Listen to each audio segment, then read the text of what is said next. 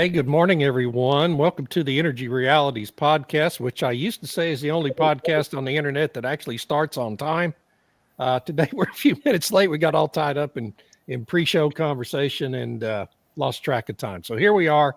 It's 8:04 Central Time, and what is that? 2:04 Greenwich Mean Time. Yep. Anyway, we're here. I'm here with Dr. Tammy Nemeth, who is in her home in the UK today, I believe, right? Yes, that's Yes, right. I can always tell by the background. And Irina Slav, who is in her library at home today. How are you? I'm good. Thank you, David. Wonderful. In Bulgaria, by the way. I forgot to mention that. And Mr. Stu Turley, President CEO of the Sandstone Group, in his mystery cave somewhere in West Texas. Abilene. I'm in Abilene today. Abilene, Texas, by God, Abilene. That was a great song somebody sang back in the day. Anyway, here we are. We're going to be talking today in the middle of our stock market crash about net zero and the global militaries and how the two are interacting with one another and are not interacting with one another, as we see in the United States. Secretary of Defense Pete Hegseth has basically pulled back on all of the climate change stuff that had been implemented first in the Obama administration, rescinded by the first Trump administration, put back in by the Biden administration, and now it's gone again. And so we're not really using the military as a virtue signaling exercise in the United States anymore. But other countries, that's not the case. And mainly in Europe and Canada and other countries, are still going down this road, and it's an interesting road to clamber down. The idea of running tanks on solar panels and I don't know, putting windmills on aircraft carriers doesn't seem exactly viable these days. But here we are, and to open the discussion, I am going to turn to Dr. Nemeth to kick us off. Well, thanks, David. I mean, what an interesting conundrum, right? Where we have the EU has decided, oh my gosh, we need to rearm because America, sugar daddy's not there to defend everybody anymore. I keep thinking of that I forget, it was this old thing where instead of goodbye Uncle Sam, or no, sorry, goodbye Uncle Sugar or something like that. I forget, but it was basically that the US wasn't there just to be the iron umbrella for Europe anymore. And so the EU is doing this really aggressive push for net zero. At the same time, they've decided they're going to rearm. And Irina had a fabulous Substack on this earlier last week. And so I guess we're really building on Irina's work here. But the UK also has decided they need to rearm. Canada says we want in on some of that stuff that they're doing in Europe and the UK. But ultimately, net zero and rearming in Europe are at odds. And, there's a contradiction there because they're supposed to be like 50% net zero by 2030. But how do you reconcile that with all the energy that's required for the steel, for the manufacturing, for all of these different kinds of things? And it's unclear that they'll be able to do that. And I think what's interesting is how the U.S. has said, I think it was Pete Hegseth last week was quoted as saying, the defense in the United States is not going to be doing that crap anymore, that climate crap. So Very eloquent, yes. Very eloquent, but to the point, right? Here it is. The Department of Defense does not do climate change crap. We do training and war fighting, end quote. So that's where America is versus Tammy, EU. this is really important. This just came in. I have a video of Pete talking about this. He is going up to the NATO leaders and talking about this. Pick which one is Pete Hegseth and pick which one is the leaders of NATO. Okay.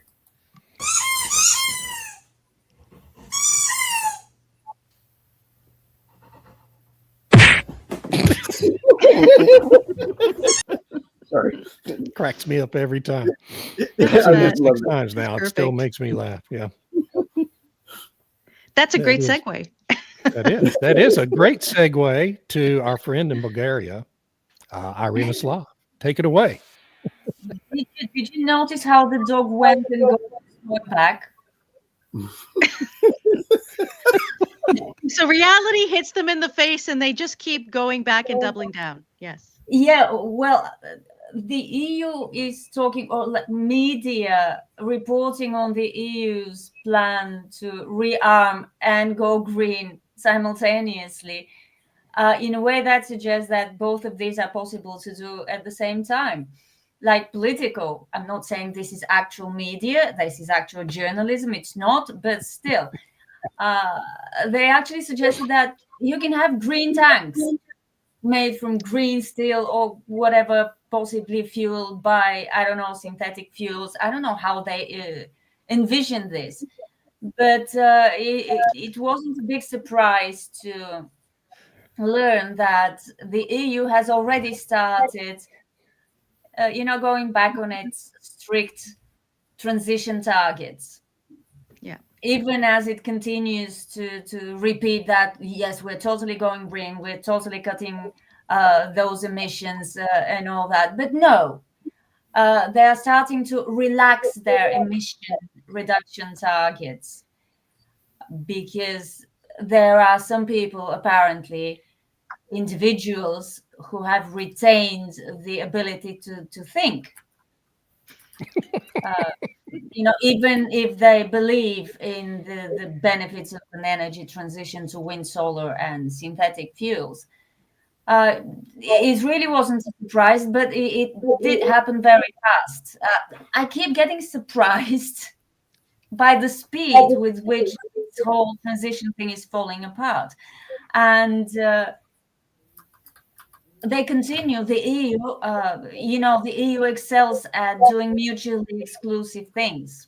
And this is what they're doing with regard to the energy transition and their rearmament plans as well, because they are going to have the carbon border adjustment mechanism. They are going to retaliate against Trump's tariffs with more tariffs that concern things like steel and aluminium, which I understand the defense industry needs in significant amounts. Seems likely, doesn't it? Yes.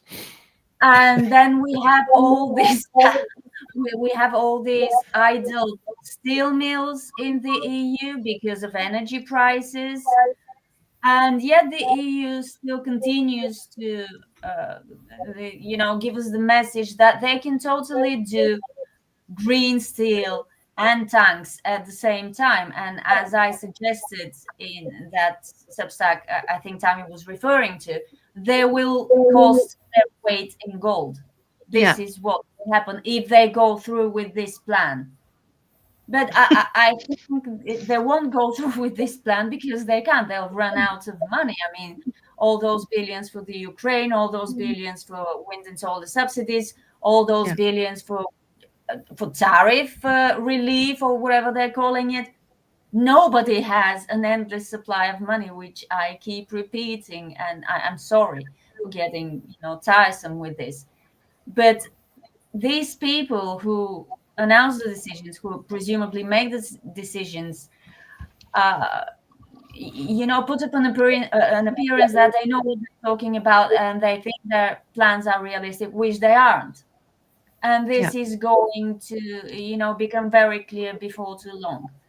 It still keeps happening faster and faster, and this will continue. So we'll see more target relaxing, and they will probably have to start tweaking their rearmament plan before they have started actually putting it in action. And may I just say that if Russia really wanted to take over Europe, now would be the perfect time. So why is Russia not doing it? I don't know. Because that's not the goal and never has been, right? Yeah. Obviously. Exactly. Yeah.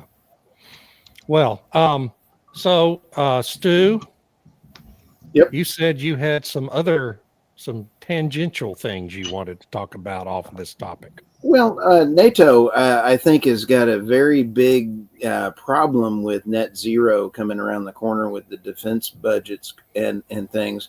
My interviews with George McMillan have gotten very high up in the administration. And when you sit back and take a look at all Putin has to do is nothing because he's moved all of his business to Asia.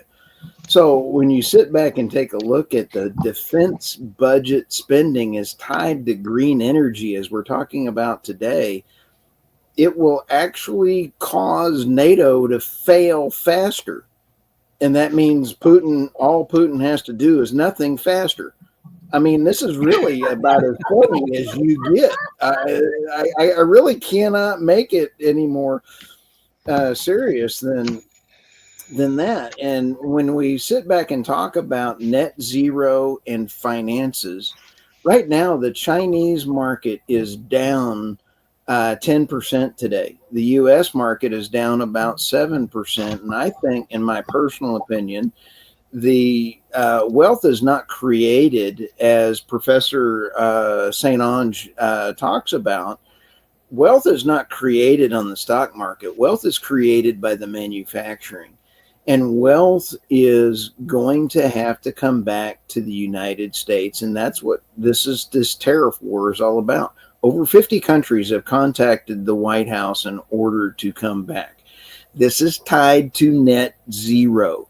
This is tied to the military. And Pete Hegseth is going to be in Panama this week, visiting with the Panamanian president. In fact, we already have all of our Marines sitting in hotels in Panama. I've got Michael Yon as a war correspondent, and he shows up around the world wherever there are troubled spots. And I was invited to go down to interview down there, and I just couldn't make it because of the travel problems. But what we are seeing is militaries that go woke will go broke and will not be able to defend themselves. So Canada, God bless Canada. I love Canada, and I really love, one of my favorite cities is up there in Alberta, Calgary. And when you sit back and take a look, they're basically Americans. They're snow Mexicans, if you want to. And I love that funny way to say it. They're great. Let's annex them, but I don't want to annex the left-wing parties. And when you take a look at the border of Mexico, the border of the Canadians live below our northern border, is what 90% of the population of Canada lives very close to the United States. And it's pretty funny. Well, I mean, that's has more to do with climate. Yeah, that's weather related. Yeah. Well, yeah, but still. We are very close, but I'll tell you, I am unimpressed with Carney. I'll just leave it at that. Yes, but he's very impressed with himself. There's no doubt about that. Yeah. So one of the big things that's happened over the past week is, Trump announced his tariffs last Wednesday. They go into effect, I believe, on the 9th, which is this Wednesday. I suspect we may see him invoke a 60 to 90-day moratorium on that while he engages in negotiations, which could restore some stability to the stock markets. But part of that is the response from China to place even higher tariffs on exports of rare earth minerals. And that's important for military applications in every country, right? China controls about 60 to 70% of all the global market for rare earth minerals, and about 80 to 90% of all the processing capability for rare earth minerals. And so almost everyone is reliant on supply chains that go through China to obtain the rare earth minerals. And those minerals, as well as antimony and other critical energy minerals, go into not just green energy.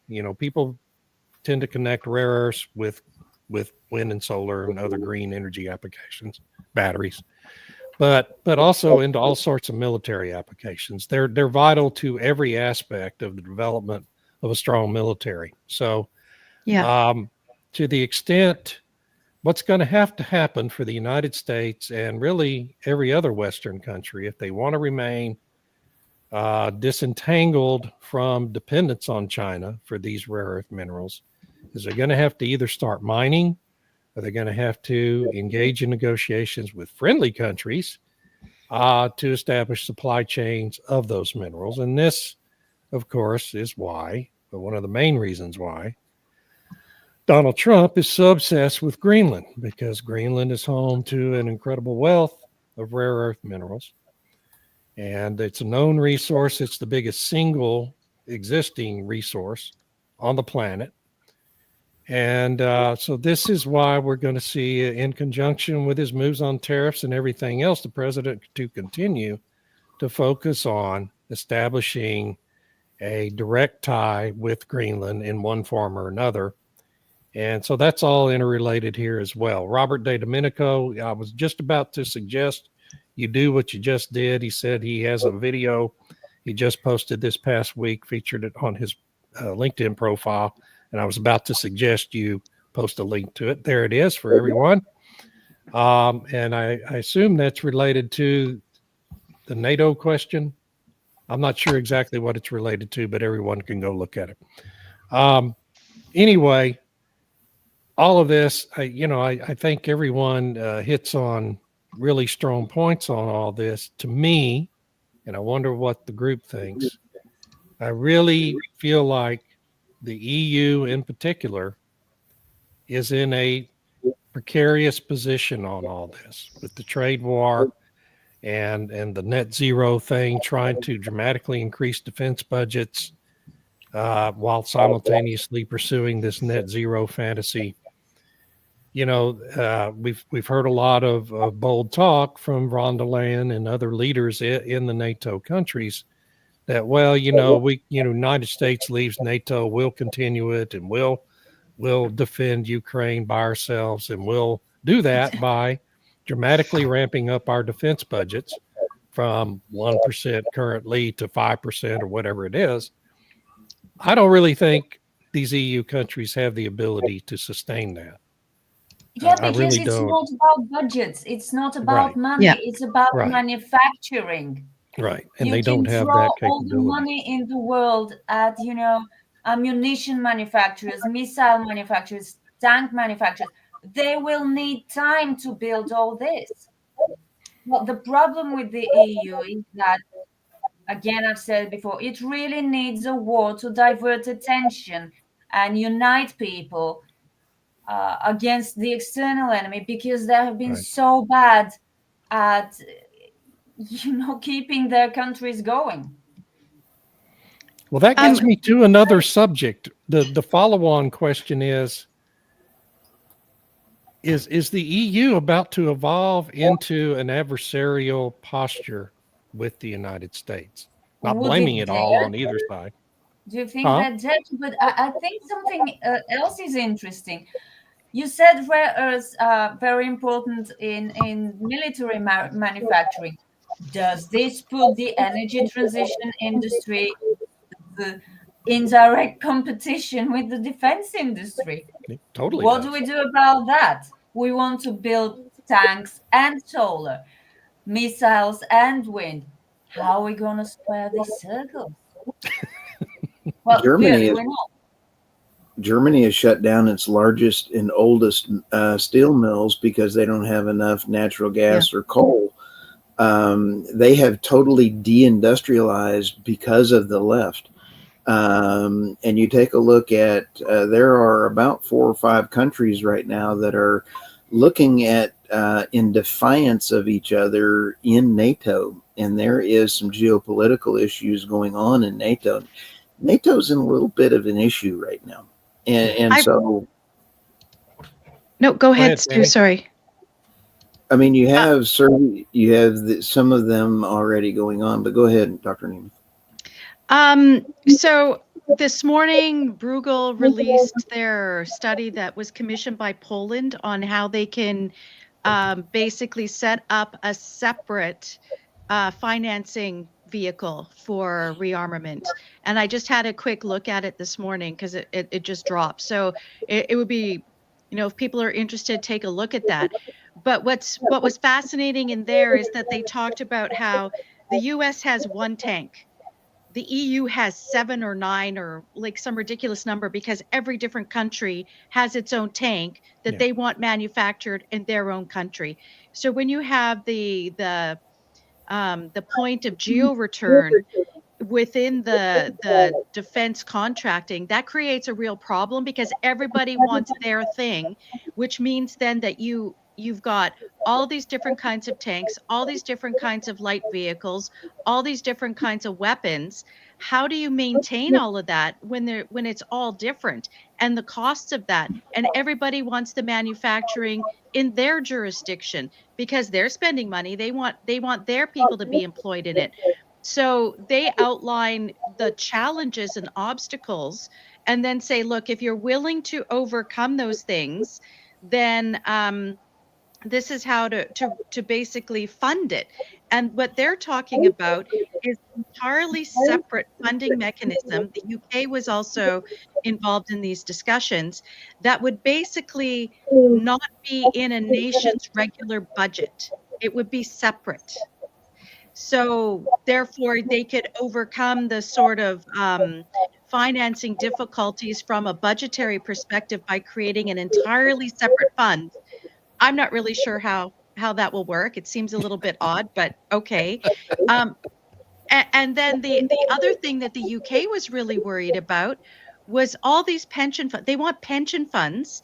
They want institutional investors to help support this initiative, but they have ESG requirements that say you can't fund defense companies. So the UK was like freaking out about this because I think almost all of their institutional investors have this thing saying that they will not support anything that has 25% investment in a defense company. Well, it's like, well, how are you going to fund your rearmament? And what if I could just one last. Yeah, they're reconsidering or trying to twist arms or whatever. It's for the greater good and all that. But Dieter Helm had a really great piece on his website where he called it Defense and the Retreat from Net Zero. Because like he said, what Irina was saying, you can throw money at something, but what is it actually being spent on? And he explained how in the UK, a big chunk of their defense budget is going to pensions. So it's not even going towards the active military engagement or upgrading their military capabilities. It's going to pay pensions and other things. So it's like you could throw money at it, but what are you spending it on? Right. And good question. quite honestly, the EU's GDP is about it. It's looking not good. Yeah. And so you have a debt to GDP ratio in the EU right now that is bad. Brian, I just want to say this out.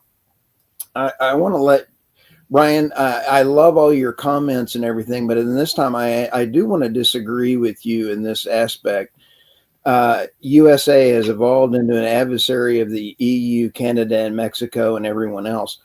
I just want to say and go on the record that I do believe President Trump is on the right track, because if you look at reciprocal, the word reciprocal means trade barriers and tariffs.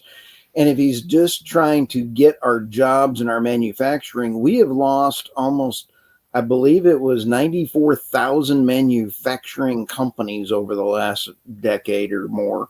And you take a look at that amount of manufacturing loss, we cannot continue. We cannot continue funding all of the problems around the world. So, Brian, I really respect you and thank you for your comments, but I would like to heartily disagree with you on this time. I think the tariffs are going to be a short-lived issue. I think that the green narrative and net zero is going to run into a brick wall, kind of like the Wile E. Coyote falling off of a cliff in a Roadrunner, a Wile E. Coyote Roadrunner cartoon. And when you see that he's going to get hit in the back of the head with an anvil because you can't afford this crap anymore. In fact, when you take a look at one of the articles that I just put out last week, all in the United States, anywhere where they have green mandates in electricity, their prices are higher. Suddenly, the green narrative is no longer, solar panels are cheaper. No, and we have that is a major issue coming around the corner for land reclamation. Land reclamation for solar panels that have lost their subsidies and wind farms is going to be 2026's and 2027's big story. Jeroen Lenza makes an interesting point that tariffs won't bring back manufacturing because labor costs are not competitive globally.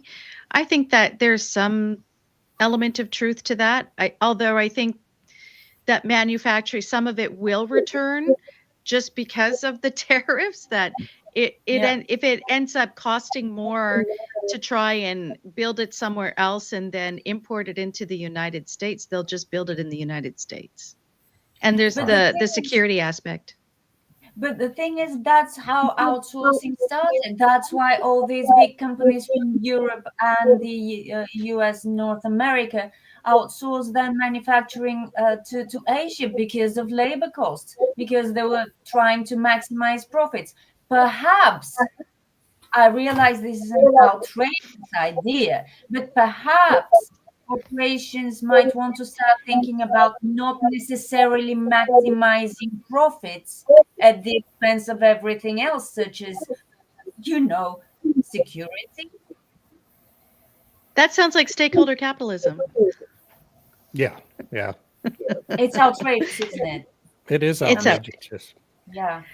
What a thought. Well, I think you're on the right track, Irina, that there has to be a reconsideration of what is in the best interests of a company. If you're a defense company and you want to make profit, but you also are committed to the national security of the country in which you operate and which you represent, then there has to be trade-offs there. But you're right. I think there needs to be some kind of reconsideration. Are you a domestic company? Are you a global company? If you're a global company, who do you owe allegiance to? It's a great question. I think Elon Musk has to answer that question, right? Because he's everywhere. His second biggest market is China. And here he is playing such a pivotal role in the U.S. government right now. At the same time, Trump is putting all these tariffs on. So Elon Musk is in quite a position of I don't know how to exactly put it, but he's got a real conundrum on his plate right now. He's announced that he's stepping out. So, well, yeah, at the end of the 130 days, which was always the plan in the media. Yeah, exactly. Idiots in our media don't even understand that much. And so they misreported it, which is of typical. Course. Yeah. Maybe they did it intentionally. Anyway, so we're at the halfway point. I think what we've decided here is, I'm not sure. But there's a real. You can't have a transition and a rearmament at the same time. Yes, you can't. And so countries are going to have to decide which. There's trade-offs. It's clearly made its decision here. And David, do you think that do you think net zero can be defined by a movie or a song? An Elton John song, Rocket Man, is absolutely one of my most favorite songs out there. I wrote a whole thesis on Rocket Man when I was in college, but yes, go ahead. Let's go ahead and play. Now when I play this, I'm only going to play the first 10 seconds of this because we don't want to get banned on YouTube. But when you take a look at this, envision that this is the net zero policies around the world. And when you combine those with financial and fiscal responsibility, this is what happens. As a kite by then. Oh. This is in Norway, by the way. This launch was in Norway. Yeah. I'm going to go ahead and turn the sound off just because we don't want to have a copyright flag on our account. Yeah, it always goes on mine. I turn off on the energy realities. I turn monetization off because I just don't care. It's like, and there we go. Boom. This is net zero in action. In free fall, you mean? Whoa. Isn't that beautiful? So this is what I find so interesting about SpaceX, because they've been so successful with their rockets landing that it's become just, why can't everybody do that? Actually, not Exactly. everybody can do that. And they've normalized how they make it look so easy compared to how everybody else is struggling. Right. People don't realize that booster that they land at in South Texas when it comes back to Earth, and it, the apparatus No. literally catches it in midair. That booster is 29 stories tall. Okay. That is an inconceivable feat of engineering 10 years ago. And they just make it super look heavy. like routine.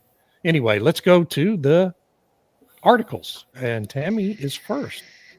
Okay. So, the first article there is Europe's defense puts a fresh twist on steel growth engine of old. That's a really interesting story about how they figure they could probably use green hydrogen to help make green steel and all these kinds of things, and how it'll help the EU defense industry and bring back steel, because you'll be putting all this public money, taxpayer money, into keeping these factories going. But anyway, I encourage people to take a look at that one. And then the other one that I have is an excellent op-ed by Bob Lyman in the Financial Post, and his op-ed says, we need to hear political candidates' views on the globalist vision for 2050. And he basically outlines what Mark Carney's net zero plan seems to be, because he hasn't been so forthcoming, and they haven't really been talking about climate on the campaign at all, which is quite interesting. And I would like to point out that the day he was sworn in, after he talked to the Governor General, he had a side meeting with the leaders of all the major environmental groups in Canada. Now, it's unclear what was said at that meeting, but normally the environmental groups are all about climate and they want to know what everyone's climate plan is, and they've been silent. Of course. Which tells you he doesn't want the public to know what he really wants to do with net zero. But Bob Lyman really lays out all the different things where he says he's going to keep the emissions cap, he's going to keep the No Pipelines Act, which is this impact assessment. It's terrible. Nothing. We've had it for 70. Nothing's been approved. I mean, it's a joke. And the emissions, clean fuel standard, clean electricity standard, all of that'll remain the same. So I highly recommend people check that out if they want to see what's happening in Canada. It's so hard to believe the WEF guy is being dishonest with the Canadian people. How could that happen? Yeah. Go figure. Who knew? Shocking. And I don't want to say this really, but it sure seems if you wanted to pick a guy to finish the job of ending Canada, this would be the guy. But that's just me. Well, he's way up in the polls, isn't he? Woo. Anyway, here we go. Your Substack is really cool. Thanks. My Substack, I didn't post anything last week. I was working on a different project, but this week I'll be publishing on climate finance. What the heck is it? Nice. Great. Oh, this is me. Washington update from the U.S. I didn't see a note from you. Otherwise, I just picked two. Oh, man, I sent you a note. Anyway, so Trump can have drill, baby, drill or $50 oil, but he can't have both. Yeah, that's a story I wrote for the Daily Caller over the weekend. You know, Trump keeps talking about wanting $50 oil to break the back of inflation. And in his next breath, he keeps talking about drill, baby, drill in the oil and gas business in the United States. You can't have both. $50 oil is well below break-even drilling costs for really every shale well in America that's drilling for oil.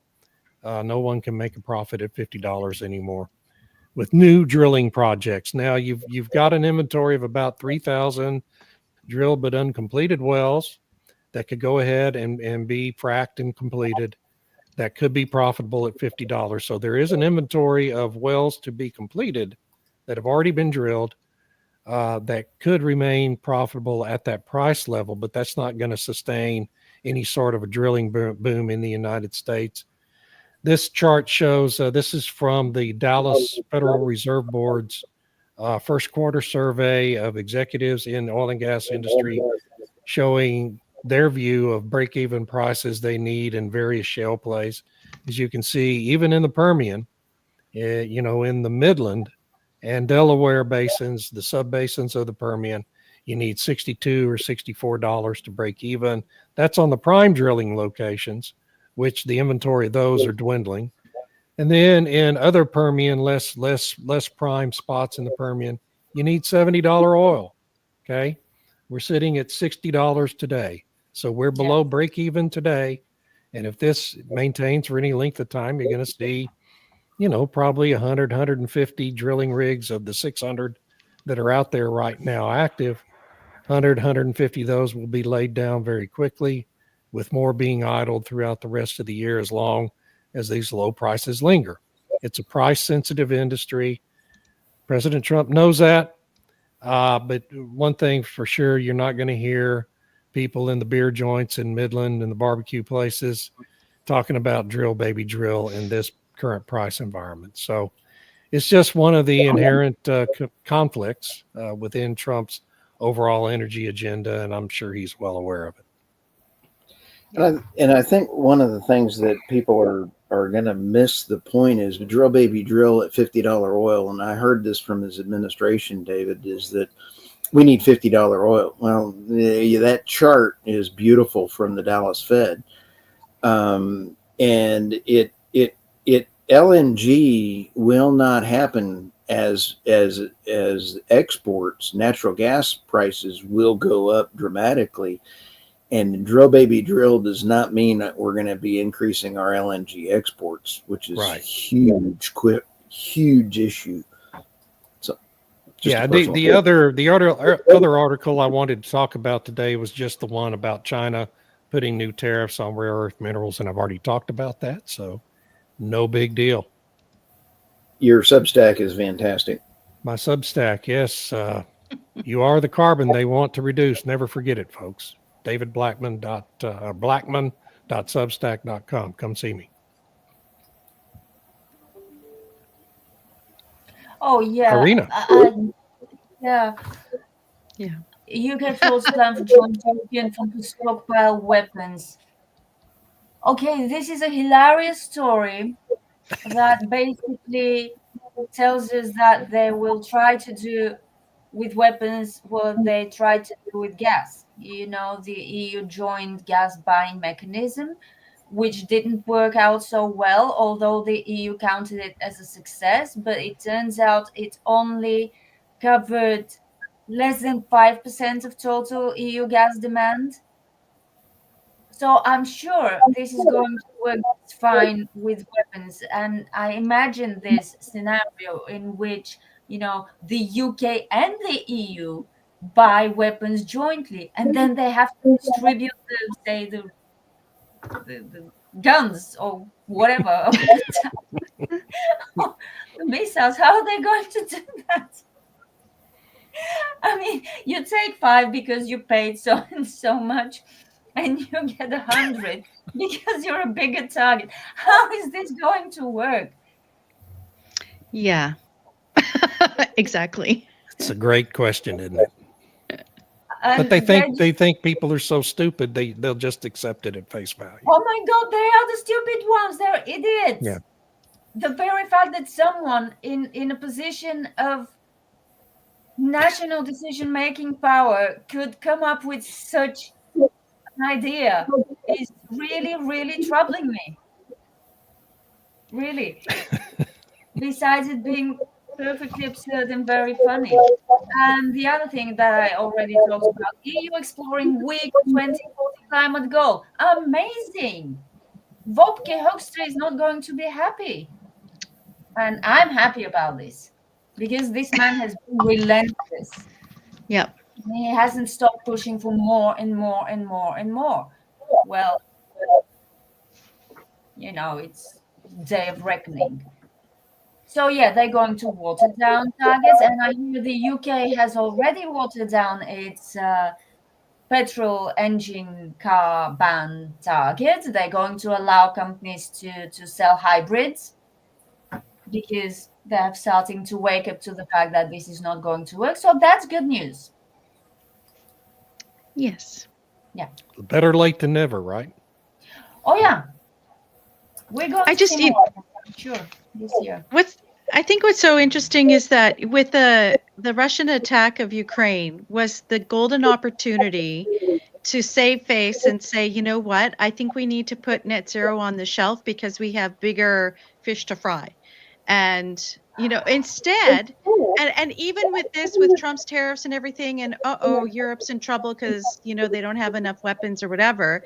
Another opportunity to say, you know what, maybe we should reconsider this stuff and, do other things. But instead, you see it doubling down. And while I'm grateful that maybe they're going to explore weaker climate goals, I'll believe it when I see it. That's because they're not rational people. You're talking the way my husband talks about these things. This can't be happening. Well, no, it can and it is happening, but it shouldn't be happening. In a rational world, this would not be happening. You're quite right. In a rational world with rational people at the helm, this would not be happening because they would be, capable of thinking rationally, which they are not. They have drunk their own Kool-Aid. They have bought their own propaganda. They have taken their own drugs, which any dealer, I believe, knows they shouldn't be doing Yeah. because you turn from dealer to junkie. This is what the EU is doing. This is what the UK is doing. They believe their own propaganda and they're acting perfectly irrationally. I think rational thinking only happens to men after 38 years of marriage. Then we're all doomed, Stu. Yeah, that's for sure. My wife still does not have me trained, but hey, she's a sweet lady. Here we go. Irina, I absolutely love your Substack. Yeah. I loved your walk around the garden this week. That was great. Thank you. Yeah, you should have seen it this morning with like 10 centimeters of snow over everything. No. Yeah. Oh no. Yeah. That's not good. Not good. Oh, What's the address for it's our pet? Irene on Energy. Which address? Your Irina Slav at At substack.com, I think. Yeah. just making sure. Oops, sorry. The mouse went nuts there for a sec. Sorry. I'm blaming it on the mouse. Blame it on the inanimate object. Yes. We already talked about the Panama Canal is about to heat up, and how important is the Panama Canal to shipping? It's pretty important when you consider 90% of the world's LNG tankers, up to 3.9 billion cubic feet of capacity in 2018. LNG reached 340 vessels can go through the Panama Canal. How much of the Panama Canal can do the crude? Not as much because of the size of the tankers. They have Panmax tankers. It's not nearly as big, but for LNG, which is important to the United States, that's why we have an air show possibly going on down there. That's a lot when you consider the tariff war and how important it is right now for trade balances is LNG export. The next thing is Pennsylvania coal industry crumbles as plant closures mount. And I'll tell you what, the world is rethinking coal. And I still think that exporting clean coal energy is going to be critical. And when you take a look at this report that came through, the highest energy prices mandate renewable cap and trade policies. Whenever you start doing this kind of crap, your electricity prices go through the roof. Yeah. You take a look at who has the highest prices in the United States. It's because they put this cap and trade crap all over it. And you try to put this stuff in here. Wind is not what it is. I mean, wind is not a sustainable, nor is it renewable. Solar, I think, has more legs than does wind. Of course. But in both cases, they are not good for farmers. And I personally want to see us get rid of ethanol in order to do that. Anyway. Did I just say that out loud? Well, Sorry. I you'll agree. never win the Iowa caucuses taking that stance, Stu. Well, too bad. I don't really care about them. I do care about our farmers, and I think if we had a plan to wean them off of the subsidies, weaning them off the subsidies would be fabulous. Get them onto different things, and let's stop importing food from other countries. Let's grow our own food, and then that way everybody's a win-win, except for the people that we import from. And I believe that was a who will win from lose backtracking globalization? The U.S. Yes, because we cannot. I think that's Huron. I think that is a great thing because we can't fund the rest of the world, and USAID is now dead. So I think that USAID is not going to fund the militaries of the world. Just kidding. This is from Robert. Net zero netwits remind me of the moron who wanted to carry an axe to a fire on board our submarine in dry dock. What good is an axe for a hydraulic oil fire in a steel compartment? Way to go, Robert. It's a good question. That's a movie scene waiting to happen there. It is. It is. This is my Substack, theenergynewsbeat.substack.com and energynewsbeat.co. And by the way, I am tired of people trying to hack my site. We're up to about 7,000 denial of service attacks a day on the site. That means I'm saying something that somebody doesn't like. All right. Hard to imagine, Stu. It's just really hard to imagine. All right. And Robert, I took a fire hose instead, told my shipmates to count to 10, then opened the supply valve, got to the fire with a hose nozzle. Chief and respirator says, "Is it charged?" Just as the hose swells up, yep, I handed it over and backed out. I was holding my breath to get through the smoke. It sounds like you're listening to the podcast, Robert. I'm just Well glad done, you didn't Robert. take the axe. The axe would have been a bad idea. So Yeah, for sure. good thinking. Good thinking. Obviously, Robert will never be a part of the European Commission. He just has too much common sense. See, I'm dumb enough that I went to Oklahoma State University, and I probably would have showed up with a chainsaw trying to get through that bulkhead door on a submarine. Well, here we are. So we got 9 minutes left if we want to take it. If not, we can adjourn early. But is there any other topics anyone would like to raise, like the climate change haircutters in Ireland? Oh, that was hilarious. But they're building on a project done by Australia that was trialed in Australia. That's right. Yeah. Where they educated hairstylists and barbers on how to engage their clients with climate conversation to try and get their clients to think there's a climate emergency. Like, I don't want to hear that from my hairdresser. Like, come on. Especially if you're using all the different products and they're washing your hair and the water use and the hair dryer, the chemicals if you're getting a color. Yeah. I mean, come on, really? So why am I not surprised that they try in these periphery countries to see how it goes and then make a decision whether to roll it out in larger jurisdictions. But honestly, I don't want to go my hairdresser and get lectured about climate change. Yeah. No, I got a solution. I got a solution. Let's just do a number Shave it one off. on the clippers for everybody. Works for me. Oh, a buzz cut for everybody? Yeah. Well, Buzz cuts. that's how I spent my childhood, going to the local barbershop to get a buzz cut, man. I was a social outcast because I was the only kid in my class with a buzz hairdo in the 7th grade, and everybody thought I was the biggest nerd on campus, which I was. So they were right. That's good. It's good Yeah. to be a nerd.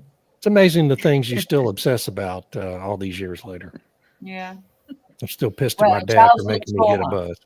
I just thought you grew your back hair so long it was a cape that when you left the house you'd comb it over. So you Oh have yeah, a those back were my hair. mullet days. Yeah, that was The mullet. college. Yeah, that was college. Oh, okay. Hey, I heard mullets are making a comeback or something. No, don't Of say all that. the things that could make a comeback. Oh well. It's the mullet. It's the mullet. Yeah. Oh, Can I comment just for 1 second? Heron made a comment that SpaceX is a fake company. They're so fake that 90% of Earth's payloads are being taken into orbit by SpaceX with Yeah, I reusable don't rockets. understand that I don't get that. that comment. I mean, we applaud to reach ISS, which is only 400 kilometers above Earth, I suppose. Well, I mean, we used to applaud the space shuttle for doing that, NASA Yeah, and the but space NASA shuttle. couldn't get But now, yeah, something to the ISS to get those astronauts back and exactly. say I mean, thanks to NASA can't, right. Yeah, the NASA can't do Boeing these things, thing and didn't so work. Elon Musk is doing them. Yeah. I mean, Hey, I give credit where credit's due. If there's another company out there who can do the same thing as SpaceX and surpass them, absolutely. Do we need competition? For sure. It'll Sure. be great when Blue Origin actually gets perfection on what they're trying to do. They've had a few successes, but a lot of failures. But it's early days, so Hey, it'd be they're great. sending up Gail King and Oprah and Bezos's wife here pretty quick here in the Yeah. next few weeks. Oprah? So, They got isn't it extra Oprah? boosters? It's Gail it Oprah? King. to Do they have space. 3 or 4 extra boosters on that bad dog? Don't be mean. You're bad. I'm just asking. It's Maybe a it's not payload Oprah. legitimate question. Maybe it isn't Oprah. It's 3 ladies. It's Gail King, who's I at thought it was CBS. Oprah. I think thought it it's was Oprah and I'd like to put Bezos' the whole wife. cast of The View on there, and let's see if we can get that thing into orbit. What's that? Yeah. The would cast be of The funny. View. Oh no, you can't do that. No. I mean, you'd have to, toss everything overboard just to deal with the weight. See, now you're making a weight joke. It's okay Plus, if you they'd make a piss weight off. joke. They'd piss off everybody at flight control so badly that they'd intentionally crash the rocket on takeoff. Anyway, So it's an all-female crew that Yes. includes Katy Perry, Gail Katy King, Perry. Okay, Lauren Sanchez, that's but I Bezos' don't think wife. Oprah's in there. I think it's No, Katy Perry. okay, it's Katy Perry. I've Who's only not heard Oprah. Katy Perry. I Katy don't know Perry. about celebrities. So. Yeah. So I'm not sure what the qualifications were for that, but obviously it wasn't. All women. Yeah, I guess so. Anyway, whatever. They That's have good. one former NASA astronaut, I think, in there.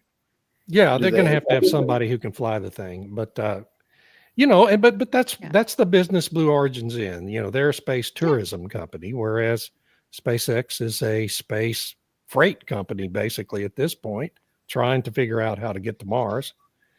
I believe SpaceX has also sent didn't they send a moon orbiter at some point in the last few years? I think they did. Yeah, They- maybe. They developed the Falcon Heavy to begin with. Anyway, we're way off topic. Hey, but that uses methane. It's a methane rocket. It's a methane rocket, yes. Whereas Blue Origin is hydrogen with the blue flame. Yeah. So anyway, yeah, it's all They're good. going to name it the Hindenburg. And it's not all electric. Not yet, but it's coming. That's coming, of course. No, it's going to be nuclear ultimately. I mean, that's what you're going to have to do to get to Mars. Well, can you imagine if nuclear had an accident on takeoff or something? That would be bad. It'd be a bad deal. Yep. South It would need Padre to be- Island be dust. It would need to be a quark plasma as opposed to nuclear. Yeah. Well, you could, but you can also do like hydrogen on takeoff with the booster, and then the rocket that's going to take you, the additional burn to take you to Mars could be nuclear. So if you blow up, in outer space, you don't kill everybody. Yeah. Mars is a stupid goal. I don't necessarily disagree with that, Robert. I think, but that's it's just a me. goal. It's a But goal. that's his It is a private goal. Why not? Yes, and it's his company, so he can do what he wants.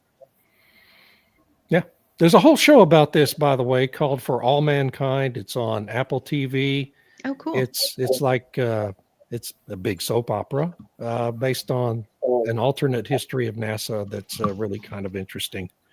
If you can get past all the completely absurd plot lines, it's really good. It's kind of like Yellowstone, but space-wise. Anyway, Oh my gosh. yeah, Where do we see the financial? Let me throw this question out real quick. Where do we see oil prices in the next 3 months? 3 months from now, I'll say 62 for Brent, 57 for WTI. Yeah. But that's going to be up from the lows. We're going below 50 WTI. I think the world is going to right size, and this is my opinion. I think the world is going to recover from President Trump's negotiations.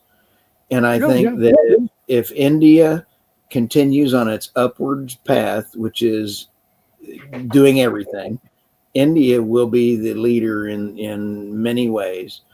China, if China can avoid a catastrophic failure and they cave, we will see their demand remain solid. When you take a look at China's demand remaining just normal, close to normal, India growing, we will get back to the 70 and 80 because we're still short $4 trillion in exploration capex.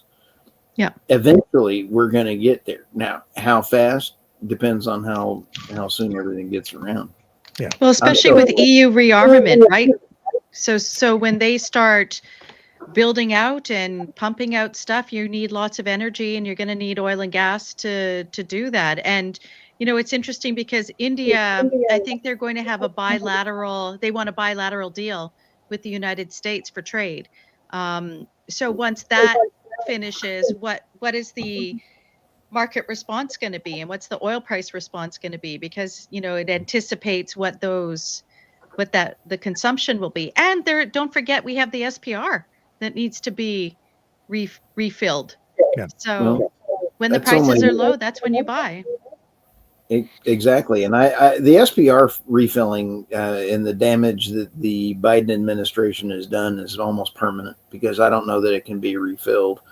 And because the tanks may or may not be available, the salt, they may or may not. I'm just saying they may have permanently disabled it. Wow, that's bad. It's not good. Folks, it's 9 o'clock. We got to go. Okay. 9:01. Thanks, everybody. Everybody have a great week. Thank you all. Bye. Bye.